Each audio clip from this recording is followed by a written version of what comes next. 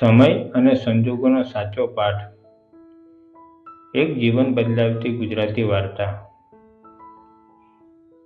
મિત્રો, જ્યારે બધું તમારા વિરોધમાં જઈ રહ્યું હોય ત્યારે શું કરવું જોઈએ?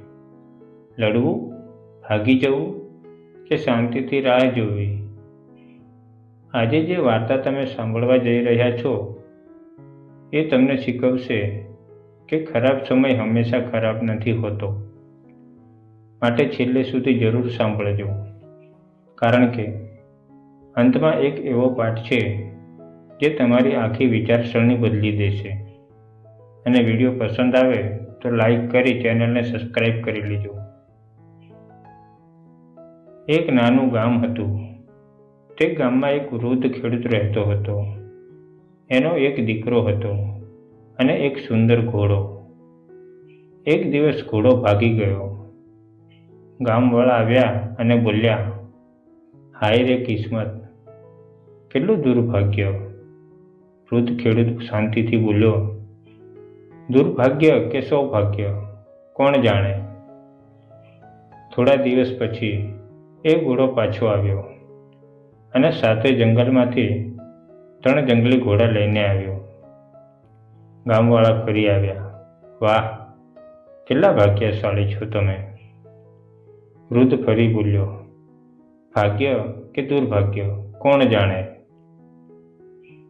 એક દિવસ દીકરો એ જંગલી ઘોડા પર સવારી કરતો હતો અને પડી ગયો. એનો પગ તૂટી ગયો.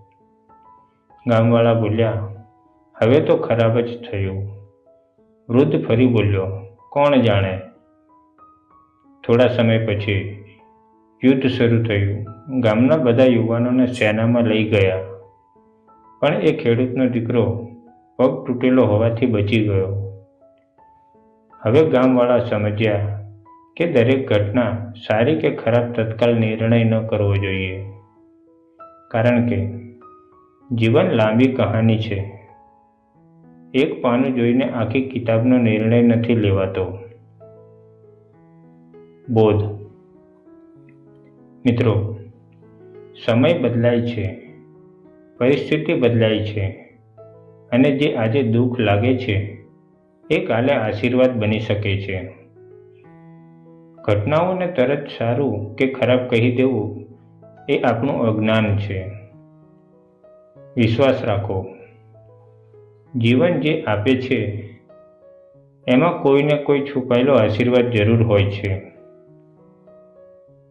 આથી મિત્રો, જ્યારે જીવનમાં કંઈ ખોટું બને ત્યારે એક જ વાત યાદ રાખજો, કોણ જાણે આજ મારા માટે સારું હોય.